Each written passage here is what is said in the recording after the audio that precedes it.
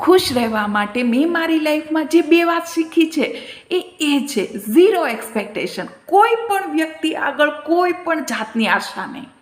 તમારે જે કરવું છે એ કરો, જેને મળવું છે, જ્યાં જવું છે ત્યાં જાઓ, પણ એ વ્યક્તિ પણ તમારી સાથે એવું જ કરશે એટલું તો કરી શકે ને. કેમ કે મેં પણ એના માટે ઘણું કર્યું છે.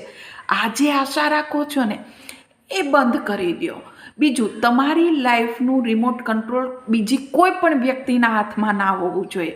એમણે ગુસ્સો કર્યો, હું પણ ગુસ્સો કરીશ. એમણે મારી સાથે આવું કર્યું, હું પણ બદલો લઈશ. આજે એમના એક્શનથી તમારી લાઈફમાં જે ચેન્જીસ આવી રહ્યા છે ને એ ના થવા જોઈએ. એમના એક્શનથી તમને કોઈ પણ જાતનો ફરક ના પડવો જોઈએ. આ જો 2 વાત તમે તમારી જિંદગીની અંદર ગાંઠ બાંધી લેશો ને તો દુનિયાનું કોઈ પણ વ્યક્તિ તમને દુઃખી નહીં કરી શકે.